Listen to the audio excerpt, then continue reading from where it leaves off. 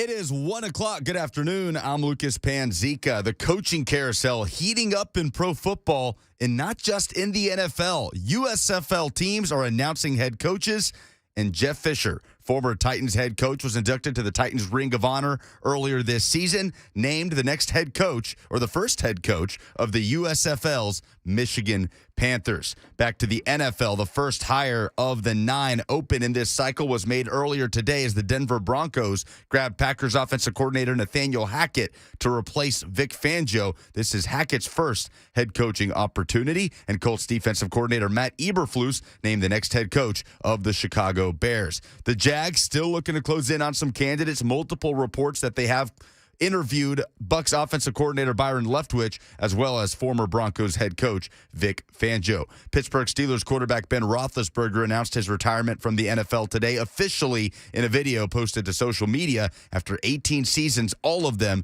with the Steelers. The two-time Super Bowl champ has the 5th most passing yards and completions in NFL history.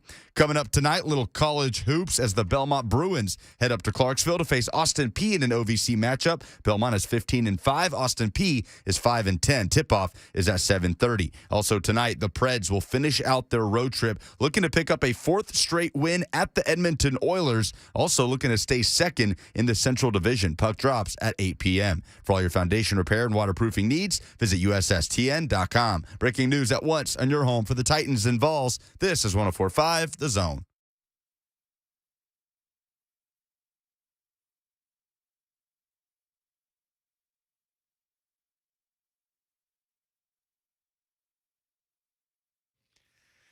Blaine and Mickey, what's going on, everybody? Happy Thursday to you. Got a big show coming up today. Jill Jelnick from Fox 17. She is the one-woman sports department. She is going to join us at 1:20. Got a lot of stuff to discuss with her. Also, if you're going to get anywhere in the AFC, you're going to have to figure out a way to beat the Kansas City Chiefs. We got their post-game guy, Joshua Brisco. He's been on the show before. He's going to join us in the 2 o'clock hour. So, whole lot of football talk today. And this, as we come on the air, former Titans coach Jeff Fisher is back to coaching with the Michigan Panthers of the USFL. Now, if you're old enough to remember the original USFL. Was the starting receiver there Anthony Carter? Anthony Carter. Yes, I remember. Yeah. I don't think Lucas was even invented yet. Boy, can't say I do. He was a fantastic college player, and he didn't have a great NFL career, but he was special in the USFL. Who's Anthony Carter. With Jeff Fisher, my coach. Michigan Panthers. The new USFL it's funny. It's the old look. It's some of the original team names, but they're all going to play all their games in one place. Like the Michigan Panthers may never go to Michigan. It's all in Orlando, Florida or somewhere. Well, speaking of coaches, just throw this slide that's in there. Mike Vrabel was PFWA Writers 2021 NFL Coach of the Year. Surely he's going to win all those things, right? I don't know. Well, he lost to Taylor. I know that was in the playoffs, so it just counts regular season. Yeah. Some people may look at it that way, but I think he should definitely garner some of those honors, that's for sure. Not sure if he'll win them all, but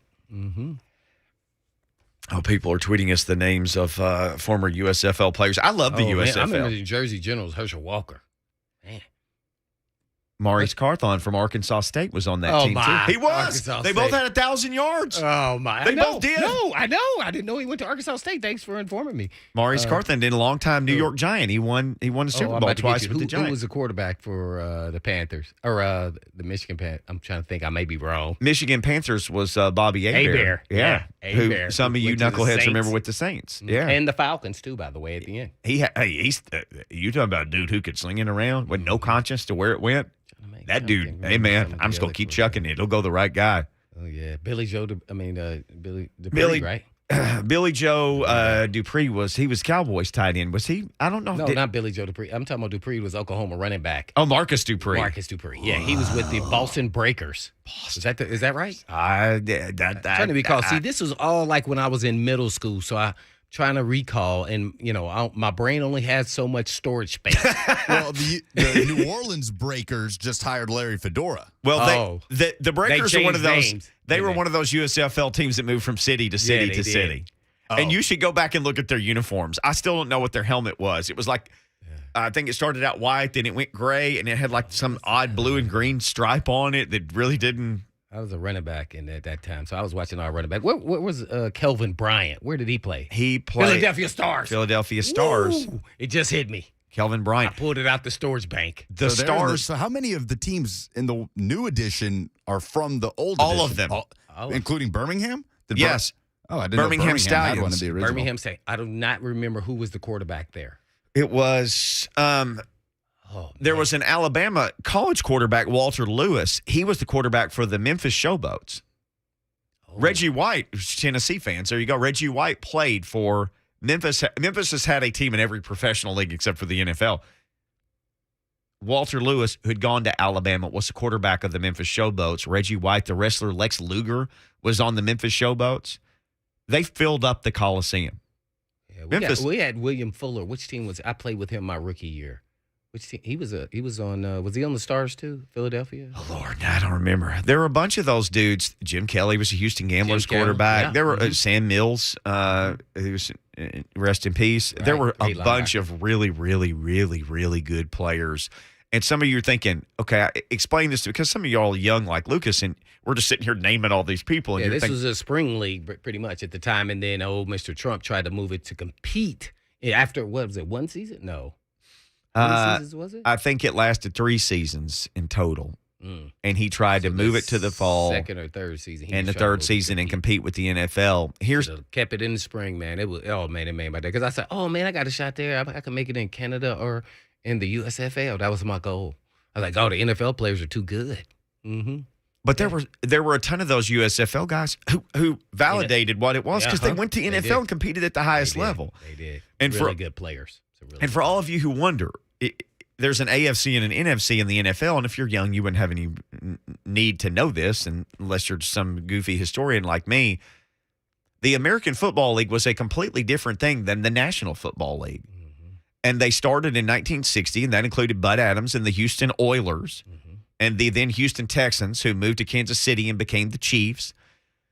And there were 2 different leagues, and they merged together. That's why when you hear people say... And that's why Mr. Adams should be in the Hall of Fame. Should 100% be in the Hall of Fame. It's not even a question. So Al Davis eventually became the guy who ran the American Football League. He didn't want to merge with the NFL. He told them, we're too good.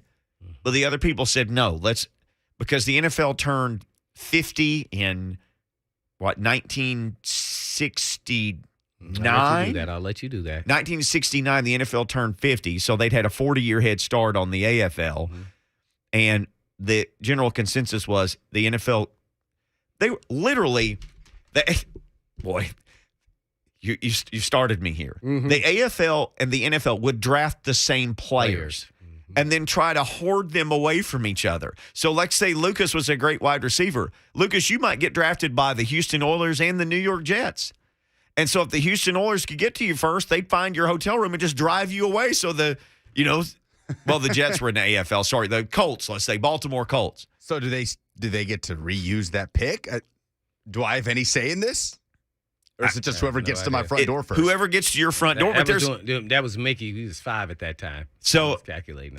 The story was, I think with Billy Cannon, he got drafted from LSU. He got drafted by the Oilers, which he played for the Oilers, and he got drafted by an NFL team. And somebody would know this. I should know this. I'm ashamed of myself. I don't know. That Bud Adams got to him and said, what would make you sign? And he looked at his wife's car, Mrs. Adams, and he goes, take it. It's yours. He gave Billy Cannon his wife's Cadillac. Oh. So he became a Houston Oilers. That was a signing bonus? Yes.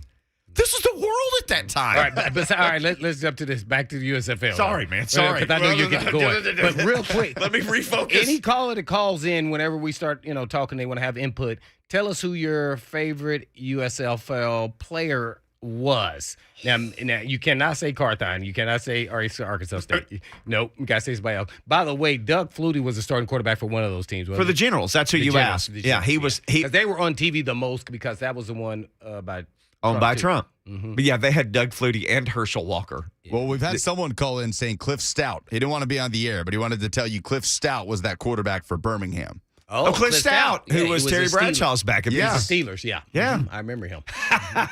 And here's the thing too, and this was not a rabbit hole we intended to go down, but doggone it, when something happens historically related. Yeah, this is what Jeff Fisher did. He got hired, by the way. Steve Young went to the L.A. Express. Steve Young was the L.A. Express. Oh, and they gave him a monster contract, didn't they? Yes. I wonder if he ever got that money. All of it. I don't know. But Steve Young, like at that time, guys in the NFL, stars were making $100,000. Yeah. Well, they had other jobs too, some of them. Yes. And so the USFL was like, okay, well, Steve Young, how about $400,000 a year? Okay. So dudes were like, yeah, man, I'll take this money and go to this other league. But they just basically priced themselves out because teams were moving and folding and changing names, like you said, Lucas. Well, no, that was the New Orleans Breakers. Well, they were in Boston and New Orleans. Some of the teams were very nomadic and moved around and changed mascots. But it was a fascinating thing to watch in real time. There's actually a 30 for 30 about it. And Chad is saying Young is worth $200 million, LOL. Well, Chad, he wasn't always worth $200 million. He graduated from BYU and signed with an upstart league to make money.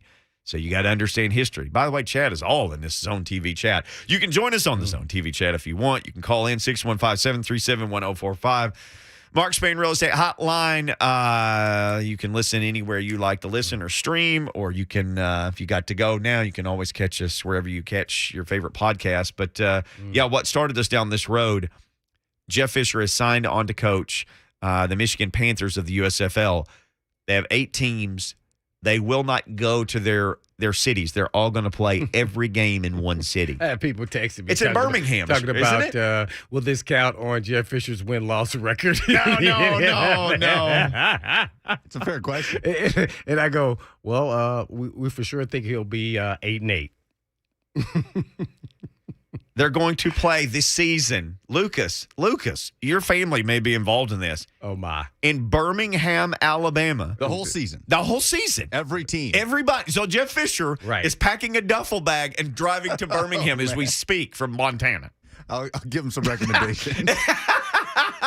Where's our first place? Than I have. Well, I may go down to a game. That's a quick little drive. 2 hours. I'm all in. Out there. I'm buying swag.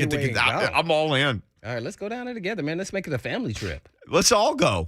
I guess at UAB's new stadium, is that the venue? It's 2. And Legion Field. That dinosaur. Wow. They're going to play at 2 places. Well, that may make me change my mind. In Birmingham. The Birmingham Stallions and the New Jersey Generals will be shown on Fox and NBC, and then probably never on NBC again. Did Young get a $200 million contract when he was there?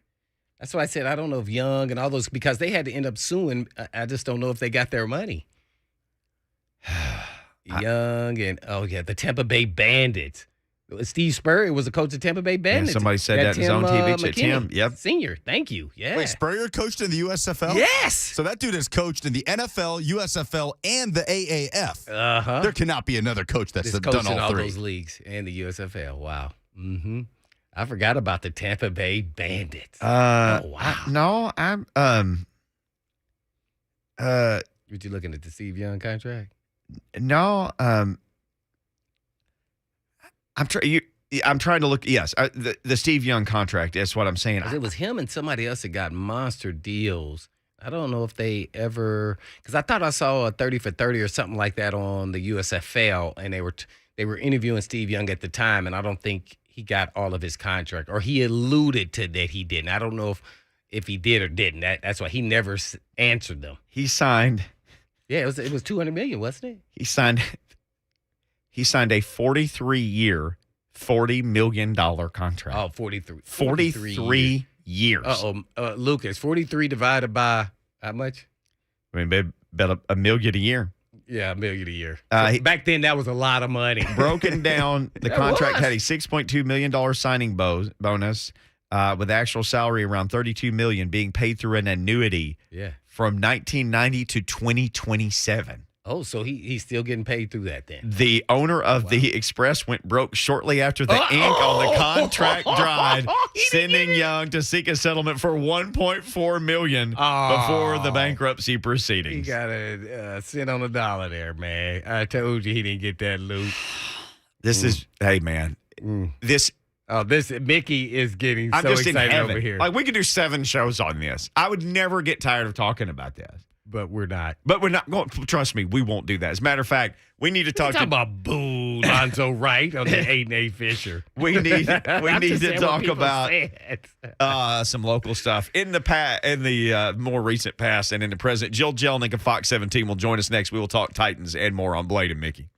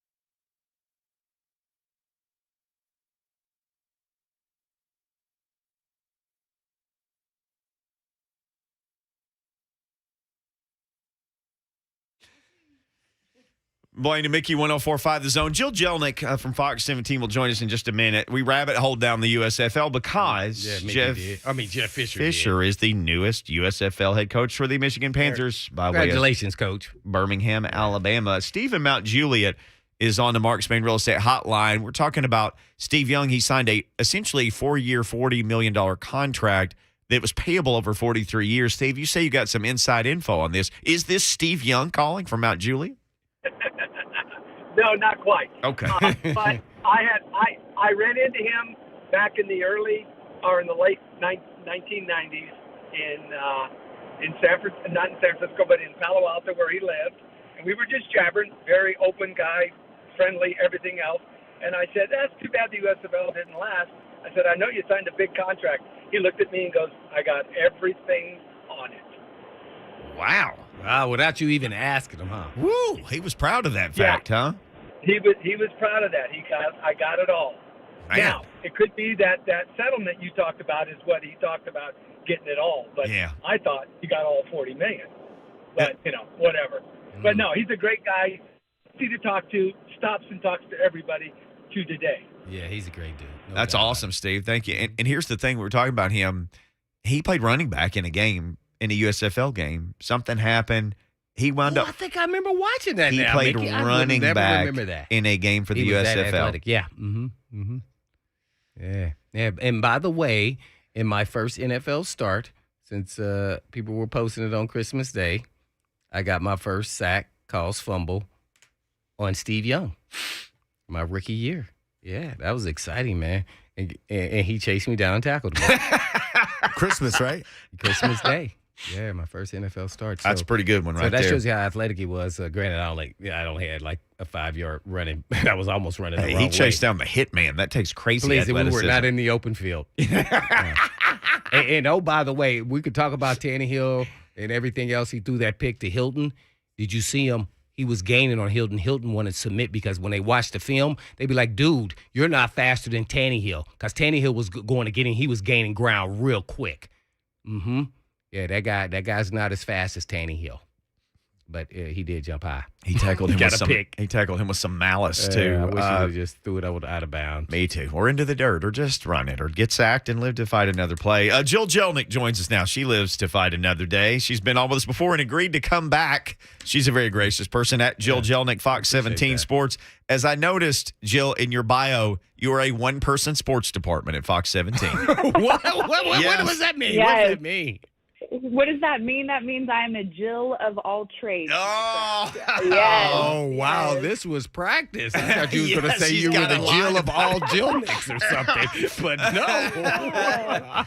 All right, well, let's ask you this then. You are little over 6 months in, if I'm not mistaken, to your Nashville stay. What's been your favorite sports moment and non-sports moment so far in Nashville? Oh, man. Ooh, Crushing okay. question. Yes, we asked the hard questions. Yeah, these are the hard questions. I'm going to go ahead and say, let's start with the non-sports moment. I loved Thanksgiving week. I had my family come visit, and we just tore up and down Broadway. So how about that? I was a tourist in my own town, and I absolutely loved it, sharing that with my family. But favorite sports moment, I've really enjoyed covering the Titans this season, despite the disappointing ending. But you know what, guys? I loved Friday Night Football, man, and I might be in the minority here because I know we got some great pro teams, but I really enjoyed covering the state championships in Chattanooga. Mm-hmm. I was up there for 3 days, and I was on the broadcast for the High School Football Network that was broadcasting the games throughout the state. And I think interviewing Coach Trent Dilfer and having him get emotional after he led Lipscomb Academy to that championship, and he just talked about his move, why all of a sudden he up and left Austin and just out of nowhere moved to Nashville and restarted a new chapter in his life, and it culminated with a championship the first weekend in December. That's got to be my favorite sports moment so far in my 6 months, with hopefully plenty more fun sports moments to come. That's a good one. Yeah. Very good. See, I knew you'd have a great answer for that. Let me ask you, have a great answer for this? Because we're, 5 days away now from the Titans losing on Saturday to the Bengals. With some time in the rearview mirror, have you come to any concrete conclusions about this season? Is there anything changed for you maybe about how you felt Saturday that maybe some time has given you more perspective? That's a great question because like many Titans fans on Saturday and Sunday, I woke up Sunday and I was still just upset, still fresh. And that was for the last several days because we put our heart and soul into covering this team. And I was with them the first day of training camp, right? Blood, sweat, and tears out there shooting the training camp. And so, it was such an emotional loss and such a disappointment on a different number of levels. And so now that I have had a little bit of time to reflect, my biggest takeaway, guys, is that this team does not have to start over.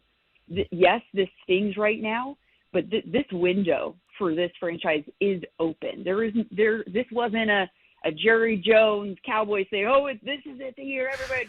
No. This what Mike Vrabel is doing, and also John Robinson is doing with this franchise, is something special. They have found a formula the last several years that has worked, and the records show that. Their player performance is proof of that. Overall wins and losses, winning percentage, everything you want to look at shows that they are leading this team in the right direction. And yes, it stings right now. It's a disappointment. They had the number 1 seed, but after some time and reflection, dude, I feel like we're just getting started. Jill Jelnick, our guest. Easy to remember her Twitter. It's her name, at Jill Jelnick, Fox 17 Sports. She's a Jill of all trades. Well, we cannot, Jill, get away from Ryan Tannehill. Yes, I knew it was coming. Here we go. It's just hard, and I'm a Tanny backer the whole time, so I can't say that, and I'm not ready to move on. But do you think Ryan Tannehill, or just this style of offense, can get him to the Super Bowl and win it? Okay, I was curious what question you were going to ask. Yeah, I was kind of weaving and curving on you there. Yeah, because you could ask me a number of different questions, and I may have a different answer. But for that question, do I believe that Titans quarterback Ryan Tannehill can lead this team, did you say, to a Super Bowl with this offense? Mm-hmm. Yes, I do. Yes, I do. And here's why. I'm a big believer in the fact that you have to look at stats, you have to look at history more than just feel, right? And if you look at what Tannehill has done with this team, let's just look at this year, right? 12-5. Guys, you don't have a 12-5 season, and you don't earn the number 1 seed if you don't have a strong quarterback. Yes, he took a step back this year. He regressed in terms of his overall touchdowns, overall performance. His interceptions doubled. And yes, that is concerning. But if you look at his body as a whole in Tennessee, Tannehill has been a strong quarterback and has done enough to help this team get to the next step. And people have quickly forgotten this week that Tannehill was the one in charge of that led this team in the turnaround 3 years ago in 2019. He led them to the AFC Championship when nobody was counting on the Titans. Nobody even knew that the Titans and Coach Vrabel, what they were doing in Nashville, right? All of a sudden helped lead them on that charge after taking over for Marcus Mariota, right? 2020 has a big year, a step up statistically, one of the best in his careers. And here this year, he helps lead a team to a 12-5 record without their star running back for 8 games. Essentially half of the season, you don't have your star running back, your catalyst, your key to the offense, and he's still able to find a way. So yes, I do think Tannehill can be the Titans quarterback and can lead them to a Super Bowl. Now, he has to come back next year. You guys have talked about this all week long. The money says that they cannot get rid of him, right? It is too expensive. It is not worth it. Right. We know he's coming back, but that doesn't mean that John Robinson and his staff and that front office staff isn't already starting to look at the future, right? Coach Vrabel had a great quote this week when asked about Tannehill, about his security, and are you looking at a backup at quarterback? Coach Vrabel said, we're looking at a backup for everybody. right? We're starting. This is a new season. Everybody needs a backup. Everybody needs better depth, including that quarterback position. So they're going to do their job. John Robinson's going to, ask the right questions, look at the right players in the upcoming draft. But I strongly think that quarterback Ryan Tannehill can lead this team to that next level. Well, since you just talked a little bit about Vrabel, we're on with Joe Jelnick with Fox 17 Sports. What did you think about some of those decisions? Let's go with the extra point there, going for 2 after getting the penalty on the 1-yard line. Kind of give us your perspective on what you would have been thinking if you were the head coach. I see it both ways. I see why people are questioning his decision to go for it. Why not just kick it? But I'll be honest, I kind of lean on Mike Vrabel's side. Mm-hmm. At that point, they were running the ball well. It was half the distance to the goal. They were 1 yard out, guys, right? 1 yard out. And what Vrabel is saying, I'm trusting my team. I'm putting the ball in my team's hands. I believe that they can do that. I believe that this is a great opportunity for us to get that extra point. I don't question that play as much as others, but I understand why he was under some scrutiny for that move. All right. Lastly, for me, real quick, is if you were the GM, outside of, let's say, salary cap and understanding all the different positions, where's the need, just from your eyeballs watching the team, what is missing? Tight end. It's got to be the tight end. I mean, can you name me one big tight end, maybe 2 big tight end plays this season that really either changed the course of that game or helped lift that the offense in a great position to win? As many playmakers as the Titans have on offense, that was a position that had an opportunity to try to counterbalance, A.J. Brown and Julio Jones, that try to maybe be that stable target. And unfortunately, Anthony Firkser, wasn't a huge year for him statistically. I know Michael Pruitt got hurt, and that was a bummer because it seemed like he got hurt right as he was heating up. And then also Jeff Swain has been average. Ever since the Titans lost Johnny Smith in free agency, it seems like there's always been a question at that position. I'd like to see them address it this offseason. We're on with Jill Jelnick of Fox 17 Sports. Jill, some great stuff, thoughts from you on Ryan Tannehill. I think a lot of people thought they were going to wake up on Sunday or maybe Monday, and then the Titans are going to have a new offensive coordinator. That has not happened. They fired like other people, but nobody on offense and not the offensive coordinator. Were you surprised by that? No, not at all. And the reason why I wasn't surprised by that was actually a move that the Titans made last year.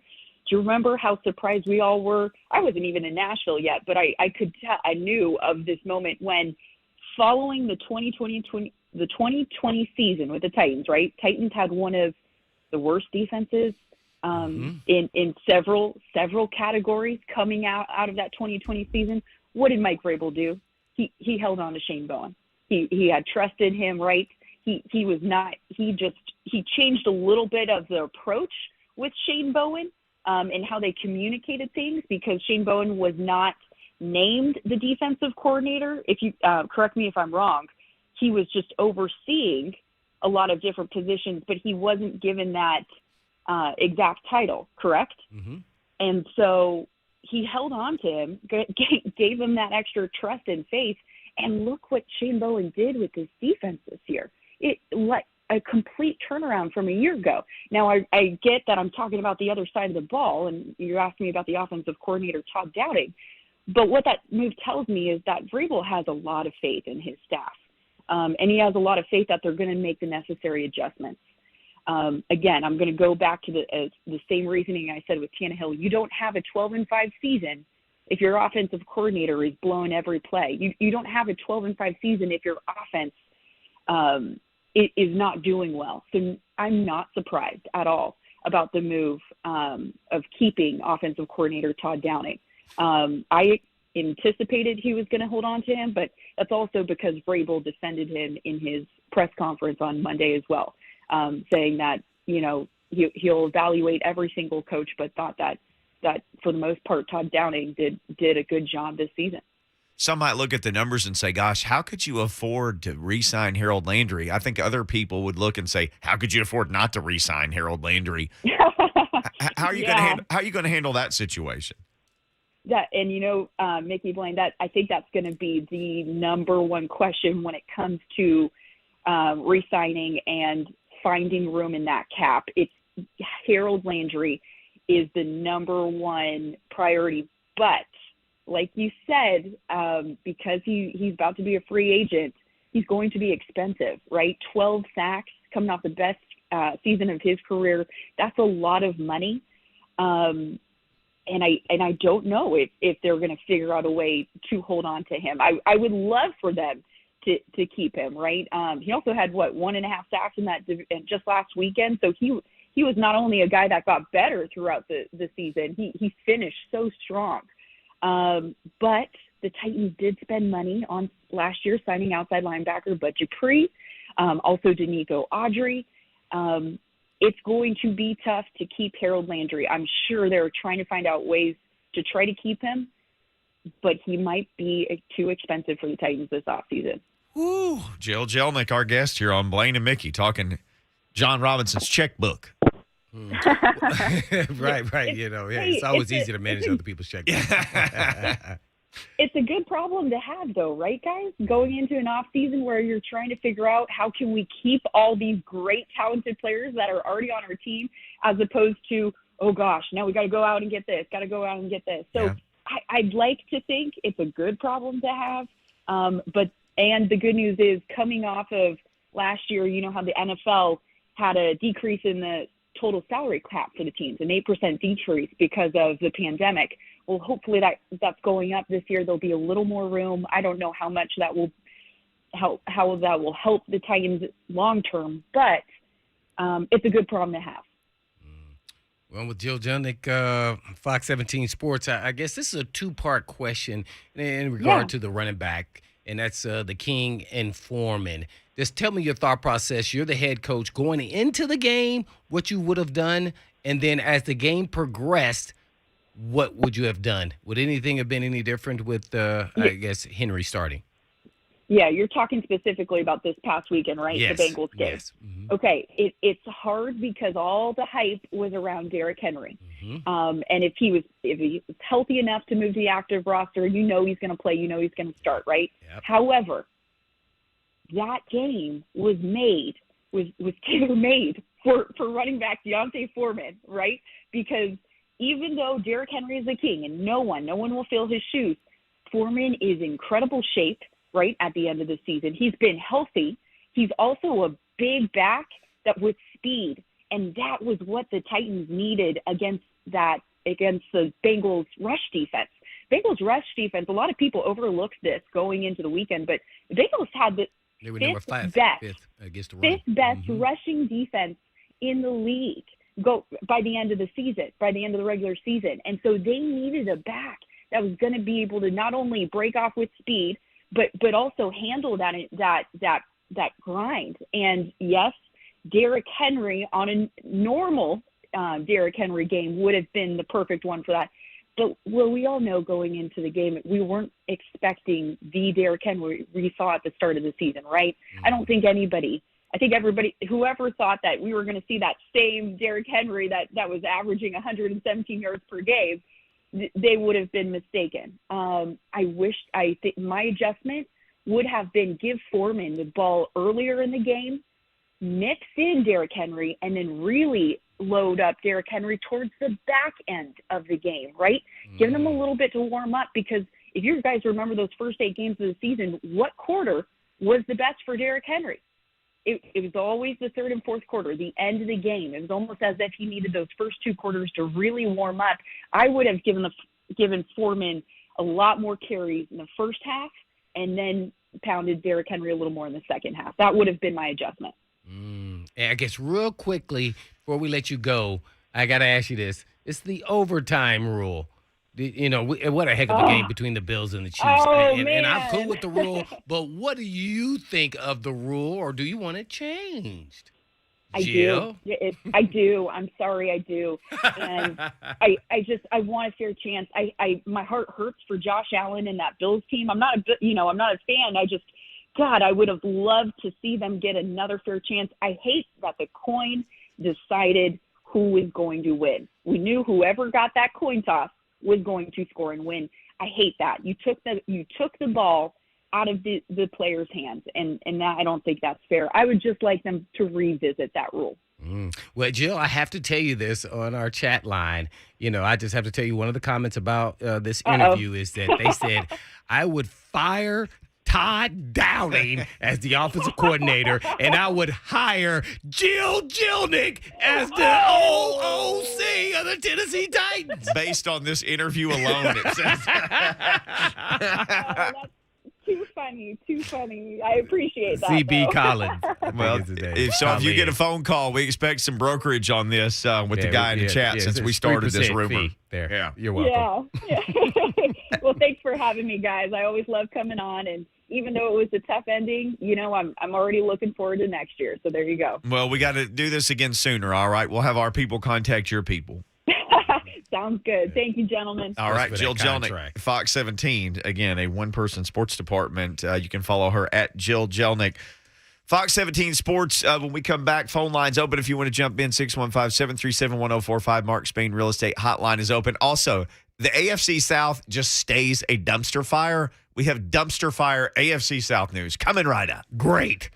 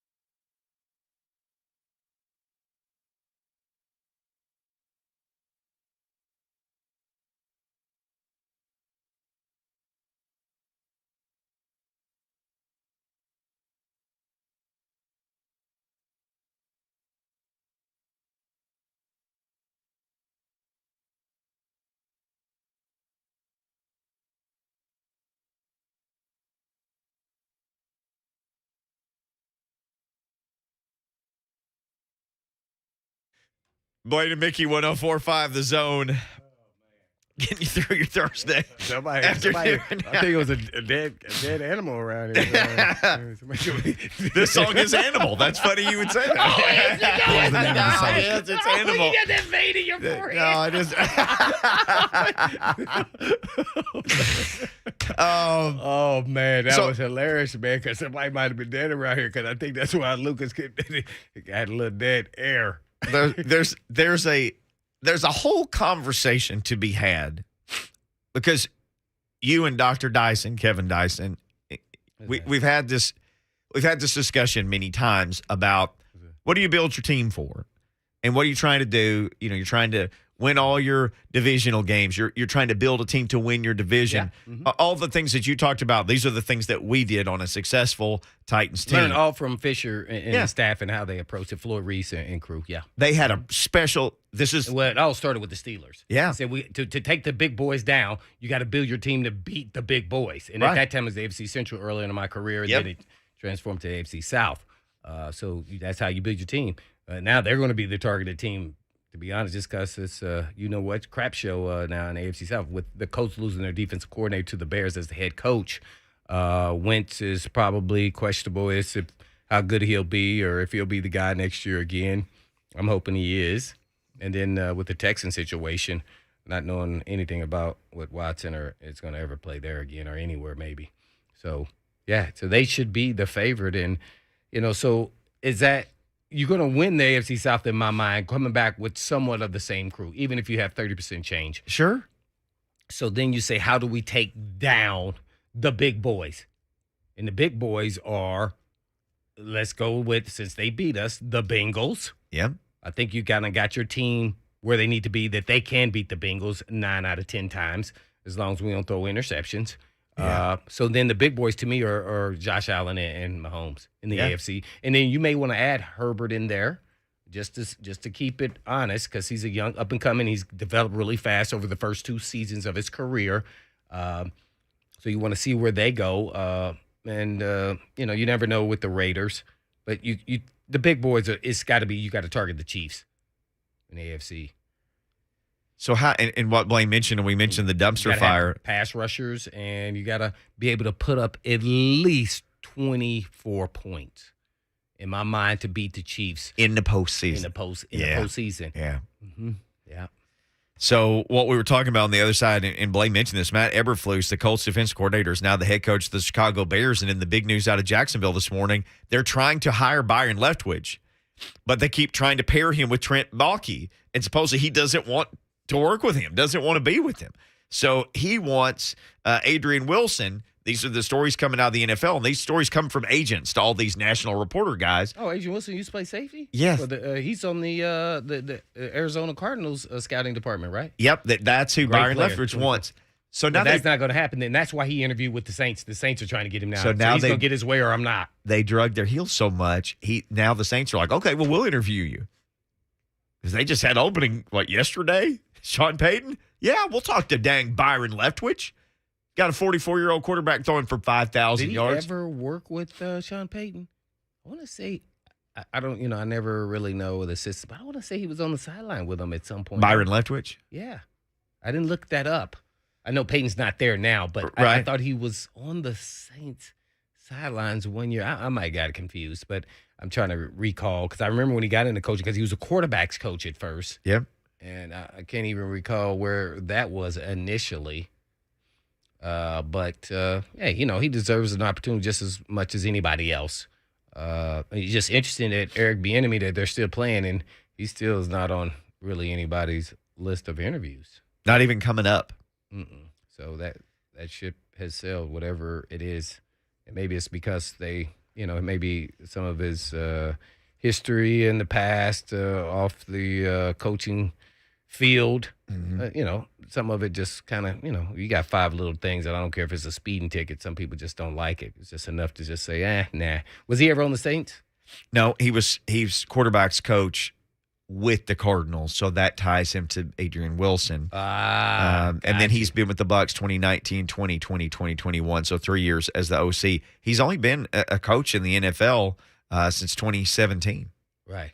So meteoric rise for a. Well, in my mind, that's no different than where everybody else is going. They're going with the younger guys. I think that's why Dean Pease went on his little rant there, where he owned his oats and was up there marking the fields and high school coach, then moving up to quality control.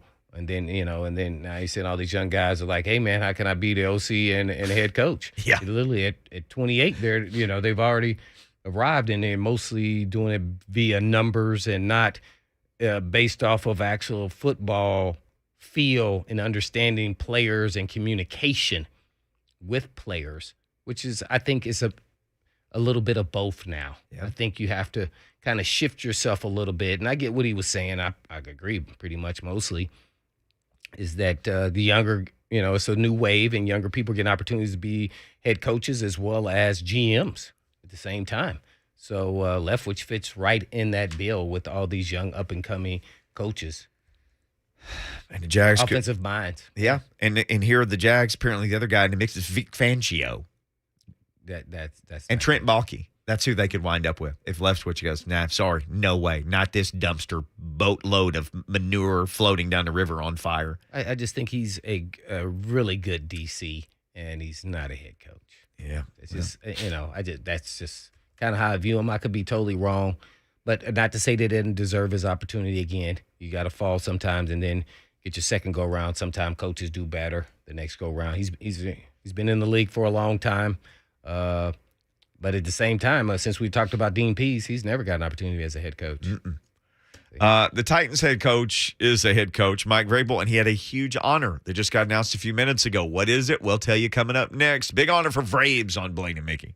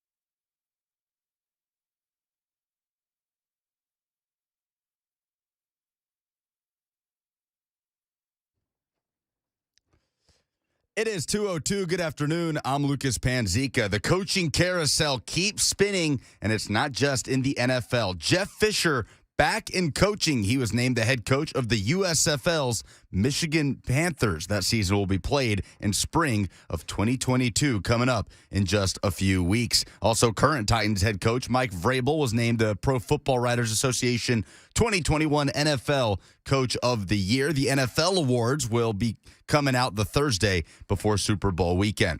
In the NFL's coaching carousel, two teams have made their hires as of today. The Denver Broncos were the first to do it, taking Packers offensive coordinator Nathaniel Hackett to replace Vic Fangio, and the Chicago Bears snapping up Colts defensive coordinator Matt Eberflus. Eberflus was handling the defensive duties under Frank Reich since 2018. Meanwhile, the Jacksonville Jaguars, with multiple reports swirling about interviews with Vic Fangio, Byron Leftwich, and a couple of other candidates as the Jags look to make their move to replace Urban Meyer. Pittsburgh Steelers quarterback Ben Roethlisberger announced his retirement from the NFL today in a video posted to social media. After 18 seasons, all with the Steelers, the two-time Super Bowl champ has the fifth most passing yards and completions in NFL history.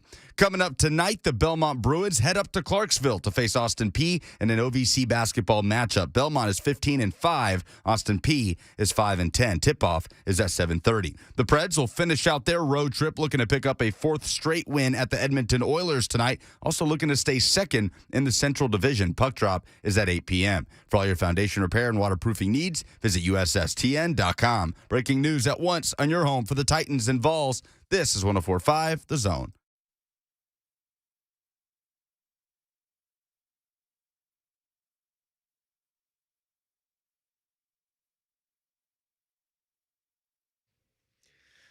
Woo! Blaine and Mickey, 104.5 The Zone. Hour number 2 of the Thursday show. Thanks for hanging out with us today and every day. We appreciate it. Great visit from Jill Jelnick, our friend from Fox 17 earlier. If you're just getting in the car, you missed the first part of the show, or you want to listen to it again, remember, any place you consume your podcast, you can listen to all your favorite Zone shows, including Blaine and Mickey. We would love to have you hang out with us there. Josh Brisco, who is part of the Chiefs postgame show, will join us in roughly about 50 minutes. As we were discussing at the end of the first hour of the show, and I think this is an interesting thing going forward. Somebody asked me once about how do you construct a team, and just hypothetically, this is what I was telling Blaine to end the last segment was, I said, I work with two guys, Blaine every day and Dyson, every Sunday during the football season, and they always say you build a team that wins your division. And you try to win all your games at home. That's the goal. Then you try to split on the road, and you try to win all your division games. And I said they have all these systems, and this is the way that Jeff Fisher and Floyd Reese, who built those great Titans teams, this is the way they do it. And I wonder, because I wrote this down at the beginning of the season. It's been in my notes, Blaine, and I've still got it in my notes today. I kind of keep the same notes and carry them around. I remembered you saying this. Okay, this is a team that's shown they can win 9 games. They can find a way to get into the playoffs. They can win 9 games because they went 9-7 four years in a row. And you said, the thing is, whatever stage you're at, the challenge becomes, okay, can you be a team that wins 11 or 12 games? So for 2 years now, they've been a team that won 11 games and 12 games with an extra game in the season. So now they're a team that wins 11 or 12 games. So the challenge becomes different, I would think. You've shown that you're a team that can win 9. And then, son of a gun, you're a team that can win your division because you did it twice in a row. So that next step of the ladder is consistently win playoff games and ultimately get to the Super Bowl. So is that the thing they're trying to figure out down the road over there in St. Thomas Sports Park is we can win the division. We've done it. We can win 11 or 12 games. Heck, we did it. We're number 1 seed this year. How do we beat the dang Chiefs? Or in this case, the Bengals? How do we beat some of these other teams? Well, the very top. It's going to be a lot of debate on that and conversations because first of all, you start looking, can your coach take you there, your head coach, and can your quarterback take you there? That's why they're always tied together. Yeah. And then how many teams have those players? How many? I mean, we can all talk about let's trade Kirk Cousins or all those guys that's in that second tier type quarterback. Even the first tier have to have so many things to break their way and have some breaks along the way to even get there with the Russell Wilsons, Aaron Rodgers, who's the most talented, maybe beside now Mahomes. but and Allen, okay, where did it break? Well, they're all sitting at home except Mahomes. So it's not a clear-cut path to say you got to have a franchise-winning quarterback to make it to the Super Bowl. So you don't have to have that, but what you do have to have a guys that's not turning the ball over, and you work around his skill sets, which I think Tannehill has a lot of skill sets. It's just this team wasn't able to overcome his mistakes this time. And just think now, you had 3 turnovers and you still were in the game. And then if he would have made the last mistake, we would have forgotten all of it, and they drove down to kick the winning field goal. Yeah. That still could have happened. So I think you don't want to get off track too far. You've gotten where you are now. You're trying to manage your cap, figure out how you can keep some of the elite players. You're going to have to let some of the role players go and replace them with role players. And hopefully they fit somebody who's been around the facility and the offenses or defense and make moves there. So it's going to be an interesting offseason because as Coach Mack talked about it, 30% of your roster churns over every year now, the way everything is set up. So it's going to be interesting what you do with Ben Jones or Brett Kern, Lawan, Saffold, Harold Landry, Jack Rabbit. I mean, where do you go? And these are the pieces that are part of the nucleus. You say, how can we reduce salary or cap hit to help us continue this train at least one more year? Yeah. And do you want to keep some of these guys? And you say, okay, like Ben Jones, you go, okay, do I sign him a 3-year deal, but we can get out of it in 1 year? Try to do this thing one more year. And I think that's where the window is. Do you give Harold Landry a long-term deal that is reasonable, after having a monster year? And by the way, I know it's easy to say this, but if you watch Harold Landry, I don't think he played for his money. And I know that's going to be hard to believe but he played hard when he just wasn't getting the numbers. It just didn't match up with the players around him, the secondary. This guy wasn't always an effort guy now. Now that he has the big numbers, I'm not paying him $20 million or $18 million, which is where his agent's going to want him to be. I look at him as a consistent player. If I want to bring him back on the roster, he's a really good player now in the Pro Bowl, but I'm probably around the $15 million mark for me. I don't think he's an elite talent. I think he's a really good player that plays with great effort and can do multiple things for you. Now, so you have to decide if you want to do that. Now, that can also help your cap, but you got to give the money up front. You try to keep your own. When we're talking about Simmons, you got to look down the road, A.J. Brown. Like, when are you going to start, taking care of your own elite players too? When is that time? So you got to looking down the road 1, 2, and 3 years too as well. So these are all the things that goes into, trying to make those tough decisions. And there's conversations going on. And even with the Tannehill, as much as I don't believe anything happened, nothing is impossible to get a big-time quarterback. I'm not going to – there's always a chance that could happen. But if it was me and I'm the GM, and that's where I'm speaking from my viewpoint, I'm gonna try to ride with Tannehill one more year if it was me. That's just my opinion. It has nothing to do with his play the last game. That's why I kept saying the last couple of days is I look at his body of work the last 3 years and say, okay, can we get over the snide with him if he doesn't make these mistakes? Now, where should it be some changes? I want to have a thorough conversation from the ownership with Vrabel individually, the offensive coordinator individually, and Tannehill, and I want to get all their perspectives about what happened in the last game. And you said individually, not in the same room. You alone, Because there's some intimidating factors there where you as a player, you're always not going to be forthcoming about what your thoughts were about certain plays, the season, the play call when you're the quarterback, and let alone when we're talking about the OC. Now, we're all bagging on the OC. I don't know how much Vrabel was making calls. We can't just think he's just a defensive guy and that he goes into the defensive meeting rooms and makes defensive calls. I would say that he's making some offensive calls too. So where was the line of demarcation? Like, who was making calls? Did he keep it in rhythm and flow? These are the questions. I don't know if organization and owners sit down and have these conversations unless they have some football guy next to them that knows the type of questions to ask. Because if not, the head coach can finagle their way through it and come up with all these different answers and excuses of why things happen. And the easy answer is, Tannehill just threw the picks. No. Why did he throw the picks? Was that a good play call? Did he have other options? I didn't see a safety valve here. If he didn't throw that pass, where was he supposed to throw? And when you look at that play, there was nobody else to throw to. There was no safety valve. Safety valve is every time a quarterback has no one down the field to throw to, he can dump it off to his running back. Now, Henry came across the middle, but you can tell that wasn't designed. Their tight ends leaked out late because they didn't need to be blocking. Talking about the first play of the game? Right, first play of the game. So when you start evaluating the film, this is where JR is part of this too. Because, he understands football. And so these are the things that he's taking back to ownership and telling them and explaining them why things happen. So, by the way, he's also in that interview process. But I think he's sitting next to the owner. Yeah, he's the guy that's the smart guy that knows football and how everything ties together.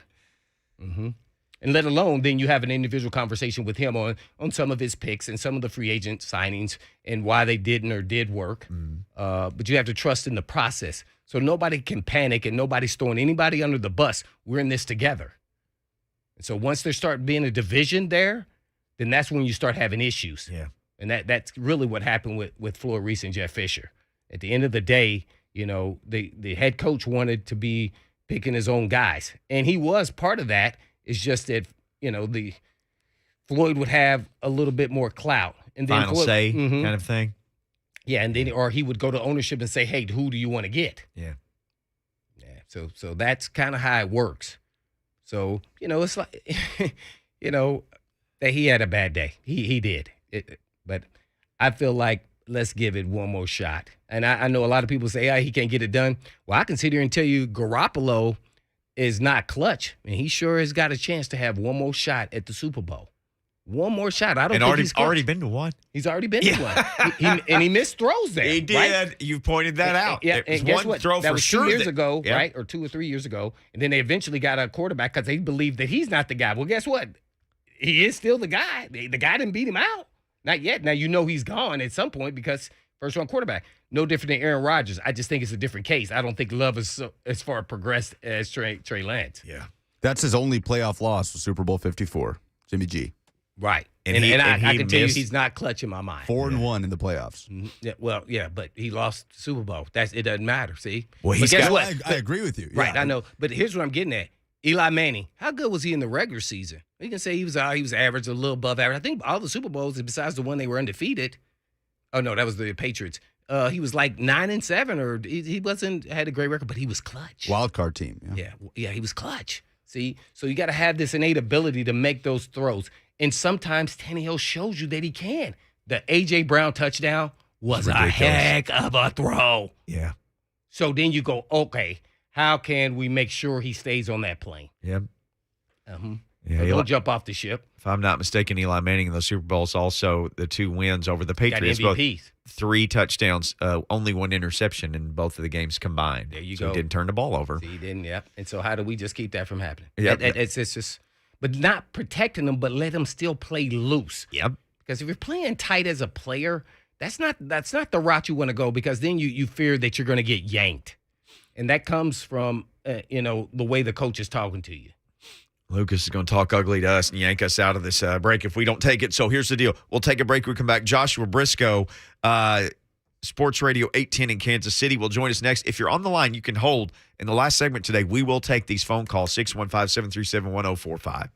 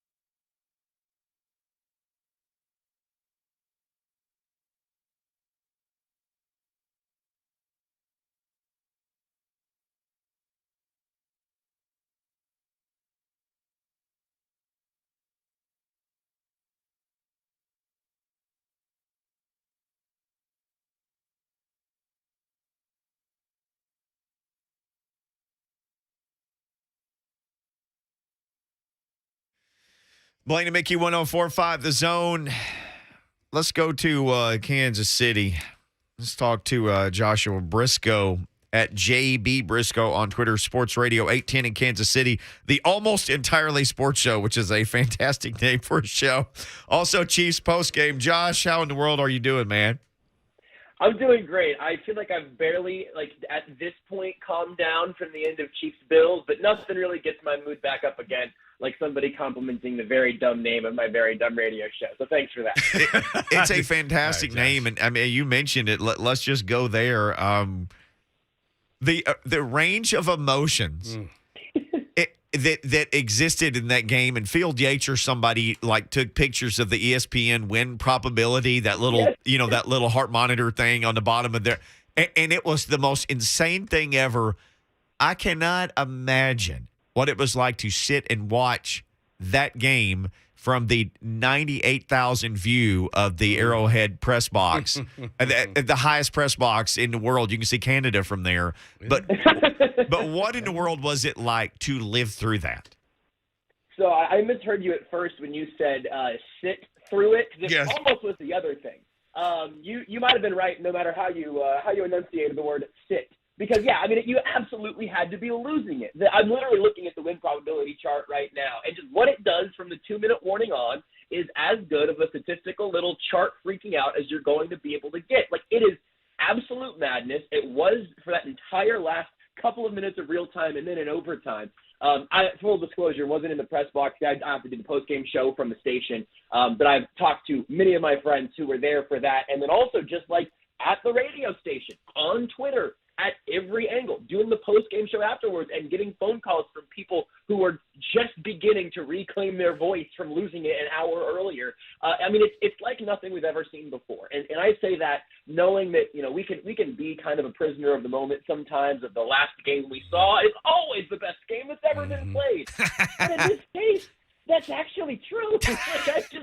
There have not been 2 minutes of football like what we saw on Sunday ever, not even to get to overtime and some of the crazy stuff they did then. And I've been watching, every single pass that Patrick Mahomes has thrown as a professional, and still, even then, they found another way to surprise me. There are a whole lot of Titans fans. Again, Joshua Brisco is our guest, Kansas City, 810 Sports Radio, Chiefs postgame. There are a lot of Titans fans who've been real mad at Ryan Tannehill since our game on Saturday. And some of them have gone so far as to suggest and say, look, the Chiefs had a guy, Alex Smith, all-time great guy, winning guy, but maybe not the over-the-hump guy. So they just went ahead and drafted somebody else. They went all in with another guy, and look at what dividends it's paid. Do you think that's a very feasible path for other teams to take?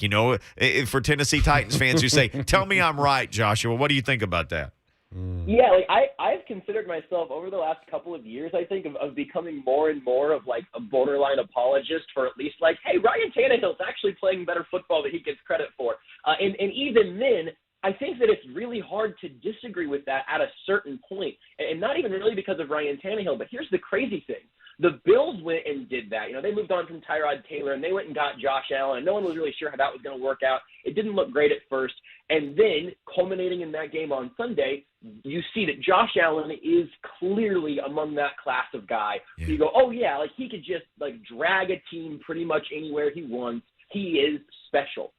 And that wasn't enough, because the Chiefs have the guy that's just a little more special, and they ended up having just a few more plays, and you had Tyreek Hill and Travis Kelce. It's why, and I wrote about this up on Arrowhead Report, which is the Sports Illustrated Fan Nation site. I edit and publish under that whole umbrella. But I wrote about the idea that the NFL has entered the Mahomes cinematic universe as opposed to the Marvel cinematic universe, where clearly he and the Chiefs are the main character here. There is no counter argument, at least on the AFC side of things. So I think if you're Tennessee, you have some of those playmakers, right? I am so jealous of A.J. Brown, and in fact, you guys get to watch him every week. And I say that obviously coming from a place of tremendous privilege watching this offense. You have Derrick Henry. You have a great set of performances that you've been able to point to from Ryan Tannehill. And you try Julio Jones, and they have the head coach. But even having all of that isn't quite enough if you don't have one of those young quarterbacks that can clearly take you to another level. So, yeah, I mean, it does feel to me from afar, and and maybe you guys could outrule me on this one, but it feels sort of like Tennessee has hit their head on their own ceiling, and that the only way to raise it higher than where it is right now, because it is tremendously high, the only way to raise it higher is to get one of those unstoppable aliens like Mahomes and like Josh Allen. And it's funny, that particular quarterback draft year, there were a lot of people who said, gosh, it's not the best year for quarterback, for a quarterback draft. Yeah. This seems like one of those years as well. Nobody's really jumping up and down on the table for any of these guys. Do you think there's one of those guys in this draft? It's a great question because, frankly, it's one thing that I haven't had to care about very much around here these last couple of years. Yeah. These quarterback classes have come and gone, and I've watched other teams try to figure out, can we make? I mean, everyone loves Trevor Lawrence, right? But can Zach Wilson be like, I don't know, like Kenny Pickett seems like he has a little bit of that swagger that you want to find, but is he the overall package that can take a team to the next level? And at this point, I don't know. I mean, the best thing I could say definitively is that I think Tennessee would be a fabulous landing spot for a young quarterback, even if that does mean, phasing in behind Ryan Tannehill. But, the other element of that is that every time a team drafts a quarterback but still has a veteran they like, they say they want to repeat the Alex Smith, Patrick Mahomes thing. Yeah. And the issue is that a lot of these teams don't have Alex Smith, and none of these teams have Patrick Mahomes. So I do think that particular line of logic has gotten a few teams in trouble, even though I do think that Tannehill could, continue to hold the reins there. But you don't want to have the Jimmy Garoppolo, Trey Lance season of confusion there, even whenever it gets you into the conference championship game, which is, another completely unrelated crazy story. There you go. All kinds of good stuff from Joshua Brisco, Sports Radio 810 in Kansas City, Arrowhead Report, among other things. Well, Josh, man, I see Joe Burrow is talking about he's played in these SEC stadiums and he knows what a loud stadium's all about. Man, what are you saying in the fan base saying about how loud? I've been in that stadium. I played in that stadium. I know how loud it can get. Man, does he know that it really gets just as loud, if not louder, in Arrowhead?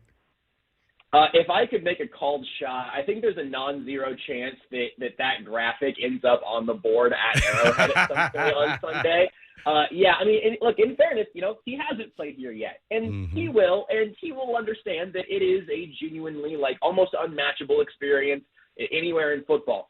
Also, Joe Burrow is about as hard to shake as a giant boulder in the middle of the road. I mean, he really does seem like he is cool and poised in pretty much any circumstance. So, Joe Cool, I think, will still be there. But I also think that he will leave Arrowhead and he will be asked about that experience, and he will say, you know what?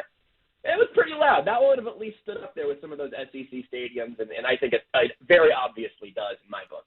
But naturally, we got to talk about the game and the Bills and the Chiefs. What an incredible game, and I think Mickey touched on it. But if you had to pick one moment, I don't know if I could define, I don't know, the last touchdown. What was the biggest moment in that game? I mean, I can't believe it. Or was it when y'all won the coin toss? I mean, just game over. When was the big? They never stopped. I wanted to see more. Yeah, no, me too.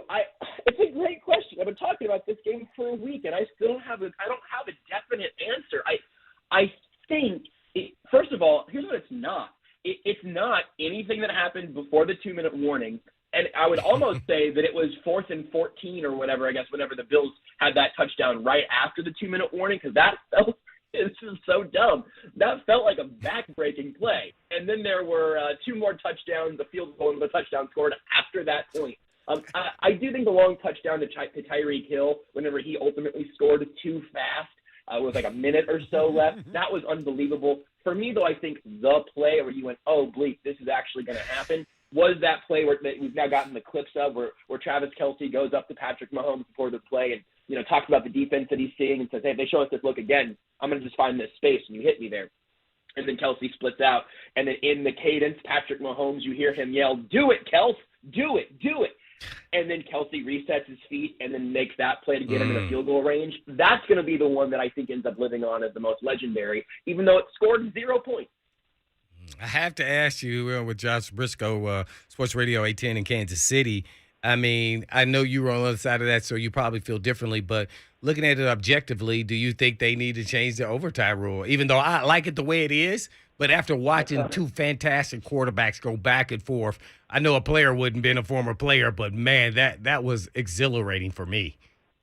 Oh yeah, no, I mean, look, it's no coincidence that we talk about changing the rules after games like that and not after Steelers Lions, right? Because we don't want to see more Steelers Lions. I wish somebody would have scored in that game and kept that game from tying just so we could have gotten it over with, right? But after a game like this, we all would like to see them play 8 quarters. We could take a whole rematch of that game this Sunday, and nobody other than the Bengals would complain. I do think that the rule has some room to be adjusted, especially whenever you get to a point where you, in the playoffs, for the right to go to the conference championship game, you want to make sure that both teams have a chance for both of their units to go out there. But we're all very offensively minded, me as well. I mean, that's maybe me more so than most even. But you do have your defense trotting out there with a chance to just hold them to a field goal to get the ball back. That's how the game ends sometimes. Sometimes it just ends with one team having it last. The funny thing is that that's how the Chiefs lost the AFC Championship game at the end of the 2018 season in January of 2019. When the Patriots beat them, that game went into overtime. The Patriots got the ball, and Mahomes never got to touch the ball in overtime. The Chiefs proposed a rule change that offseason, and the NFL never even voted on it. So right now, the Chiefs have their perfectly neutral karma on that overtime rule, and I would definitely be fine with tweaking it to try to make it a little bit more even for both teams. But I also understand that you don't want to commit to having a couple of NFL teams over the course of a brutal body-breaking season, end up playing a full extra quarter of football when it could have ended after a touchdown. Well, little birdie told me that you were the culprit of paying the fan to run onto the football field there. I saw on social media. I just want to know if it's true or not. And did you also tell Diggs to take him out? I got really nervous whenever you started that question because there are probably a few things I could be correctly accused of being the culprit of. I will say here formally, publicly, if my lawyer is listening or anyone, no, I did not have anything to do with that, although I wish I would have had something to do with it, at least from the Stephon Diggs side, because that was awesome. And this is probably an improper take, but at least no more than once a game, certainly. But I kind of enjoy a fan running onto the field, especially if you have somebody in full pads being the one to dispense justice that way. It's a good little extra piece of entertainment in a game that, so clearly didn't have that much going on outside of that, right? Right, no doubt about it. I have to ask you, lastly for me, I got to get out because I played for Andy Reid in Philly, is when did he say, when it's grim, be the Grim Reaper, let's go get it? Tell me, when this happened and in what context was it? Come on, give it, I want to be there. Yeah, no, me too. So it was during this post-game press conference.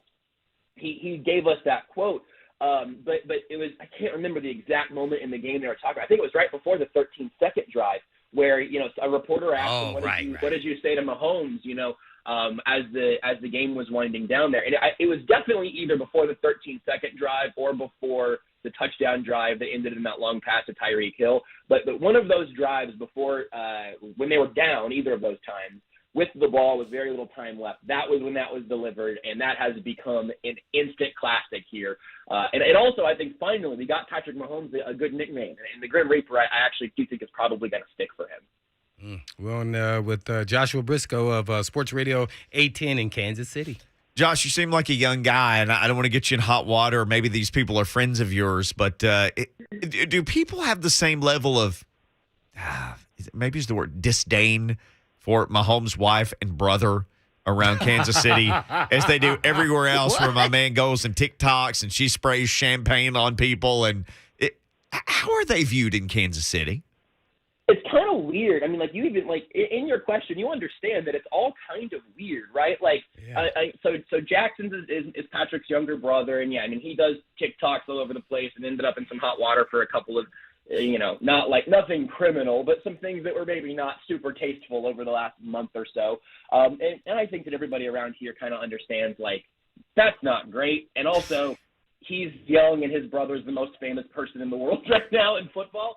So, that I can kind of take or leave. The stuff with his fiance is even stranger to me because, her biggest offense, I think, has been celebrating too hard, and then people get kind of hurt by that in a way that's been kind of strange to me. Again, you could look at some of the TikToking or a light feud with a local bar from Jackson's side. So you know what, hopefully that'll get kind of figured out before something else comes of it. But everything with Brittany has been like a non-issue anywhere in anything like actually substantial of any sort. And I think it's mostly, for the most part, people who like to be mad about other people enjoying things. And she's had plenty to celebrate, so I guess people are maybe tired of seeing her do that. But in my opinion, at least, that's not her fault. Somebody should try beating Patrick Mahomes. Well, that's why I ask about this strategy in Kansas City, because nobody there's tired of seeing somebody dance and celebrate their wins because they just keep winning. All right, last question. Just in doing some research for this, Titans fans trying to figure out, should they have a different OC and how they go keep this guy and that.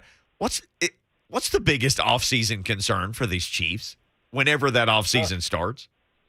I think it'll be, at least offensively, it'll be among the receivers. Now, they do have a couple of strange little pieces of relatively large pieces that might not be here next year. Tyrann Mathieu' contract is up after this year. They traded for Orlando Brown Jr. before this season, but they haven't given him a contract extension. It's kind of understood that he'd play out this year under the last year of his rookie deal that he obviously got in Baltimore. But really, I think the biggest thing is going to be trying to add a consistent third weapon in this offense. And that's something we talked about a lot last offseason. They never really found one of those guys, and they've gotten contributions from Byron Pringle and McCole Hardman. But I really do think that they're going to try to find somebody to add into that group to try to make this offense that much more overwhelming. And then beyond that, it's figuring out, Orlando Brown's going to be here. It would be crazy to have traded what they did for him for ultimately one season. I think they'll figure out something with Tyrann Mathieu as well.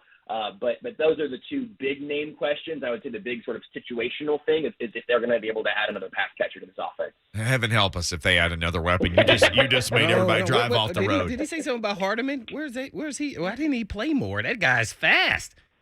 Incredibly fast. This year was supposed to be kind of a breakout year for him, especially after Sammy Watkins ended up leaving.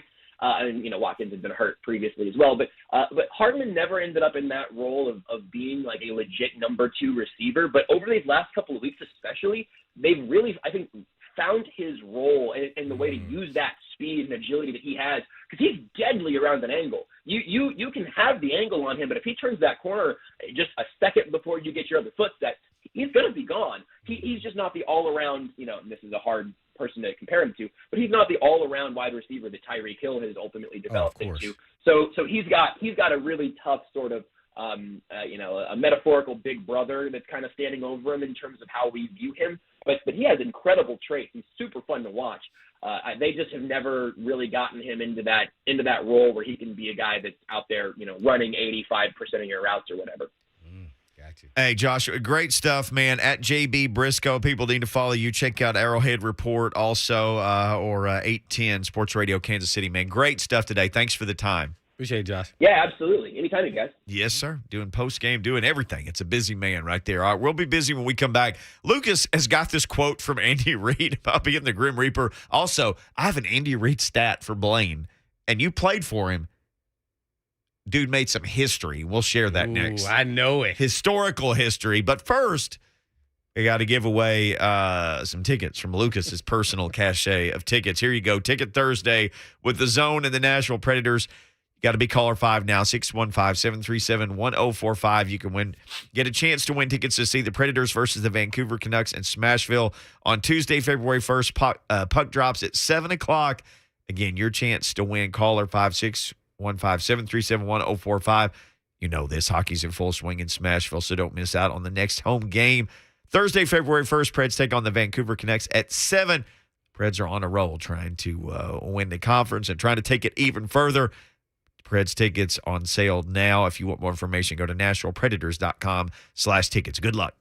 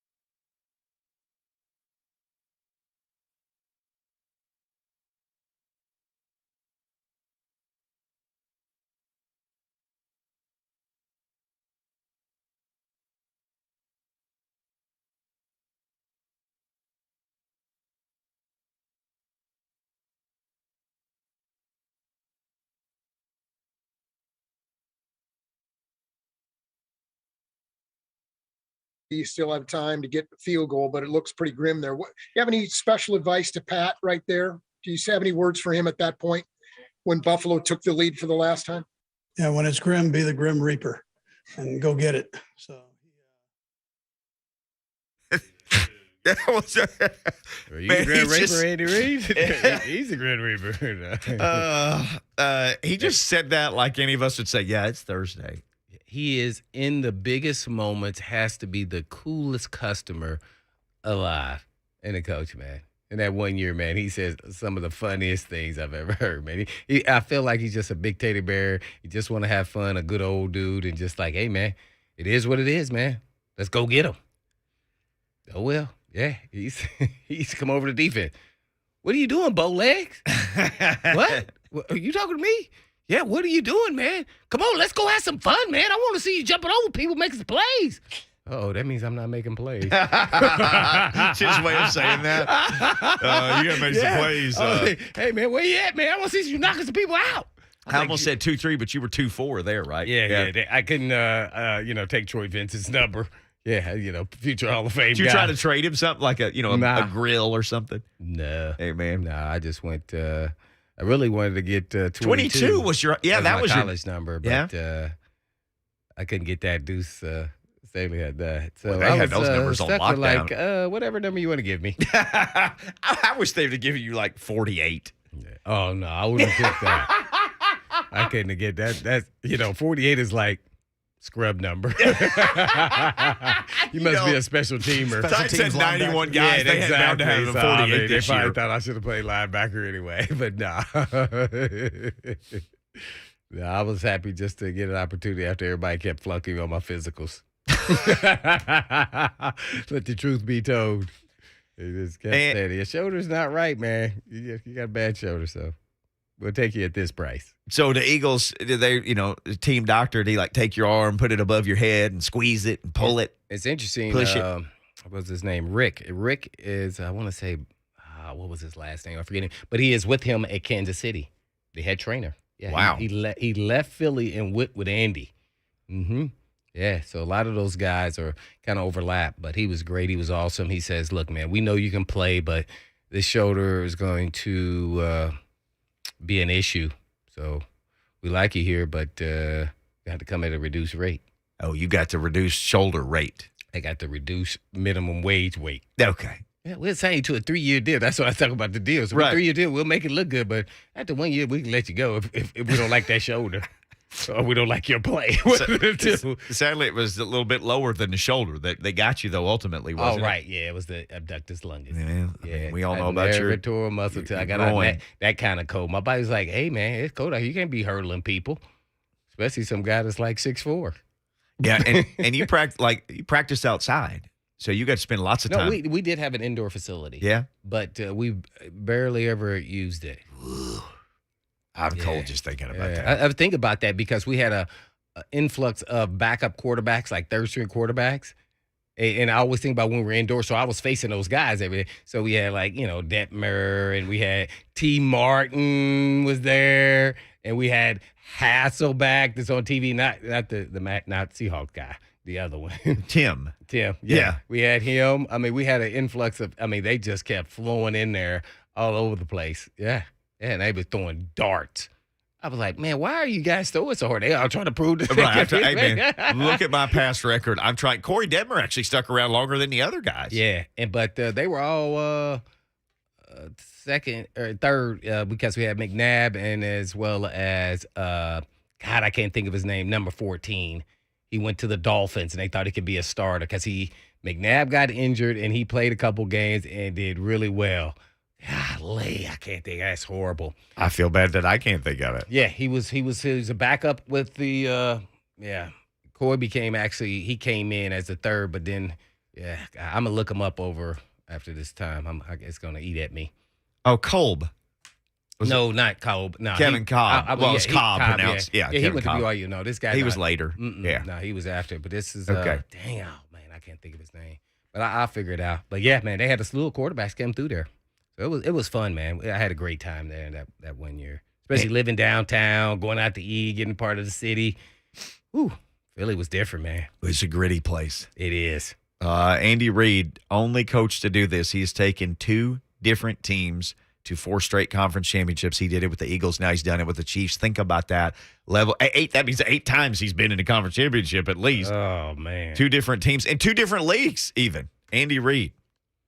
Do not mess around with him. He's the man. And their post-game guy says, yeah, they need another offensive weapon. Heaven help all of us. Please, they don't need another weapon. All right. Better stop that. Time for the next weapon on this radio station. 3HL coming up next. We got to get out of here. In the meantime, in between that, it's a beautiful day. But Yes, enjoy sir. your day there, Mickey. Yes, sir. Yeah. And but the Blaine and Mickey show is what? All about peace. Yes.